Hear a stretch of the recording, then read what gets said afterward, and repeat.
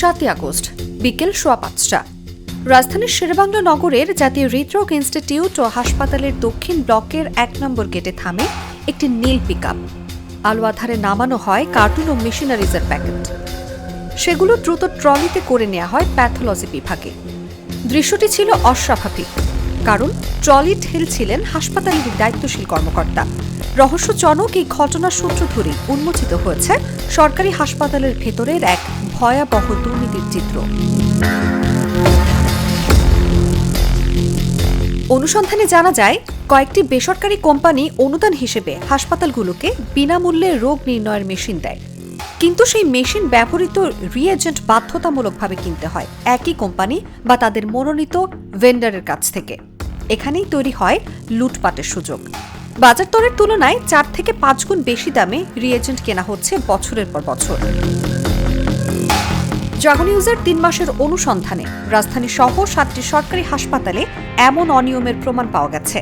একই মেশিনে একই পরীক্ষার জন্য সরকারি হাসপাতালে যেখানে রিএজেন্টের খরচ পড়ছে 70 থেকে 200 টাকা, সেখানে বেসরকারি হাসপাতালে সেই খরচ 10 থেকে 30 টাকার বেশি নয়। শুধু একটি পরীক্ষাতেই বছরে অতিরিক্ত ব্যয় হচ্ছে 4.5 কোটি টাকা পর্যন্ত। এই লুটপাটের পেছনে রয়েছে হাসপাতালের কিছু কর্মকর্তা, রিএজেন্ট সরবরাহকারী ব্যবসায়ী, মধ্যস্বত্বভোগী এবং রাজনৈতিক প্রভাবশালীদের যোগসাজশ।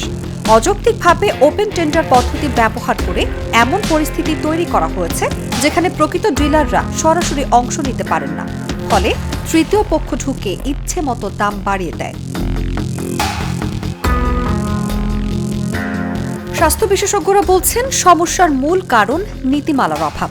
অনুদানের মেশিন গ্রহণ, স্থাপন ও রিএজেন্ট ক্রয়ের জন্য সুনির্দিষ্ট নিয়ম না থাকায় এই দুর্নীতি দীর্ঘদিন ধরে চলে আসছে। স্বাস্থ্য মন্ত্রণালয় ও স্বাস্থ্য অধিদপ্তরের শীর্ষ কর্মকর্তারাও বিষয়টি খতিয়ে দেখার আশ্বাস দিয়েছেন।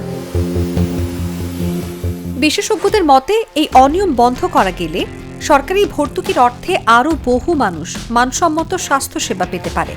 এখন প্রশ্ন হলো, এই ফ্রি মেশিনের আড়ালে চলা কোটি টাকার লুটপাট বন্ধে কার্যকর পদক্ষেপ কবে নেওয়া হবে?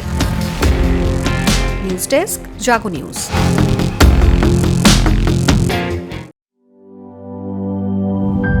Mr.